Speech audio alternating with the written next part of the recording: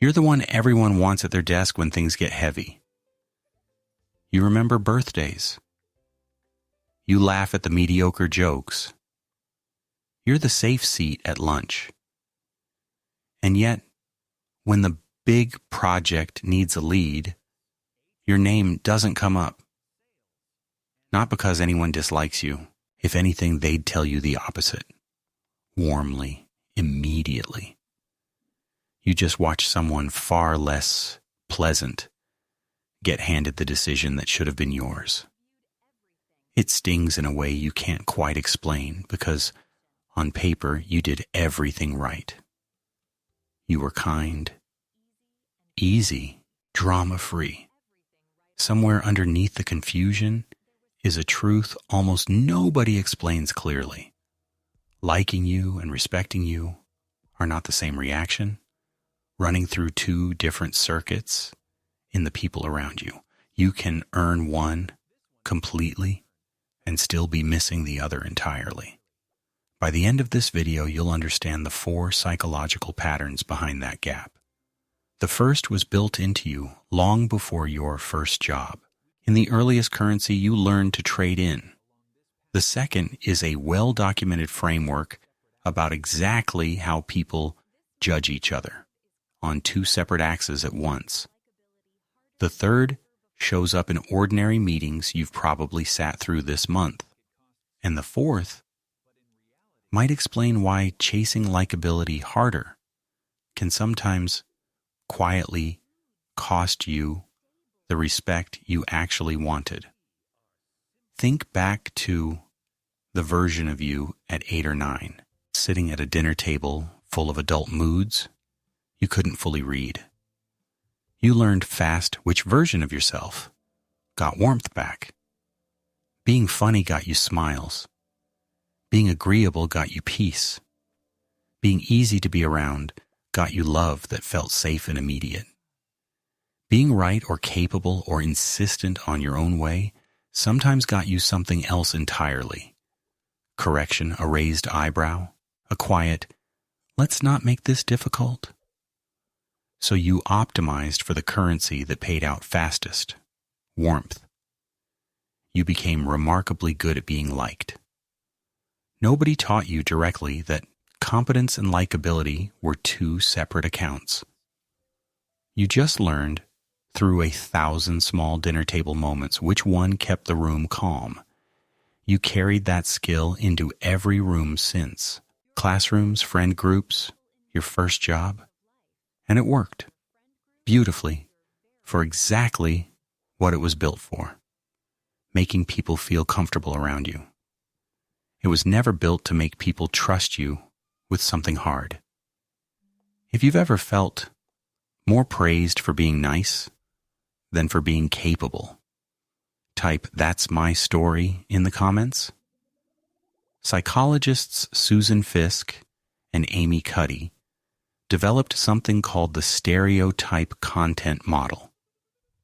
Their research found that when people judge anyone, a stranger, a coworker, a new boss, they evaluate them along 2 separate dimensions almost instantly: warmth and competence. Warmth answers one question: are you friend or foe, safe or unsafe, good intentions or bad ones? Competence answers a completely different question: can you actually execute, deliver, carry weight under pressure? Here's the part that changes everything.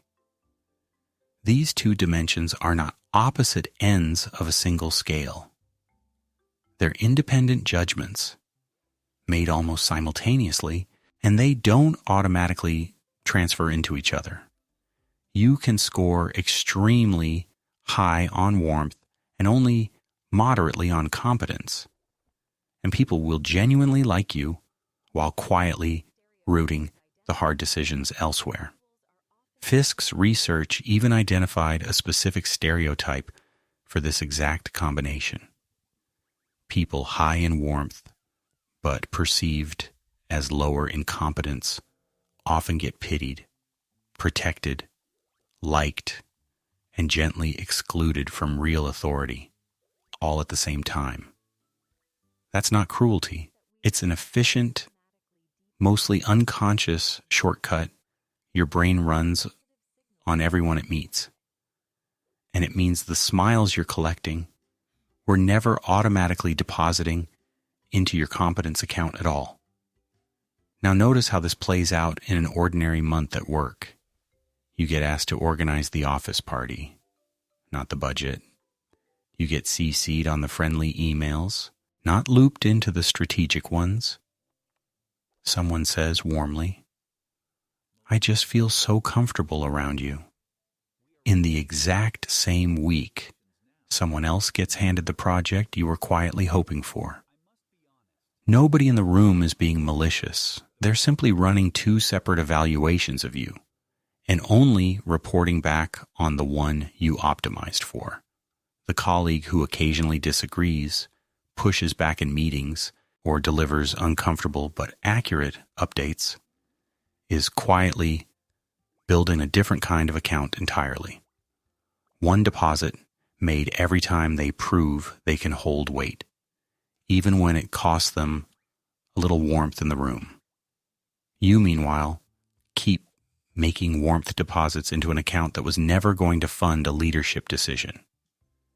Here's the part almost nobody says in the actual office. Chasing likability harder doesn't just fail to build respect. Sometimes it actively works against it. Research on this trade-off found something counterintuitive. People who are maximally warm and agreeable, who almost never push back or hold a firm line, often get rated as less competent specifically because of that unwavering agreeableness. Never disagreeing starts to read, unconsciously, as never having a strong enough opinion to disagree with. Being endlessly easy starts to read as having nothing difficult to defend. The version of you built at that childhood dinner table wasn't wrong to seek warmth. It kept you safe in a room where safety wasn't guaranteed. But respect is built from a completely different material. The moments you held a position under pressure, delivered something difficult, said the true thing instead of the comfortable one. That doesn't mean becoming cold or trading kindness for authority. It means understanding you're funding two separate accounts, and only one of them opens the door marked, "Trust me with something that matters." The next time you feel that familiar urge to smooth things over, agree quickly, keep the room comfortable, ask yourself which account you're actually trying to grow in that moment. Because the room can adore you completely and still quietly, never once consider handing you the thing you actually wanted. If this explained a gap you've felt but never had words for, comment 2 different accounts below. And if you want to understand what other invisible currencies are shaping how people see you, the next video on your screen goes even deeper.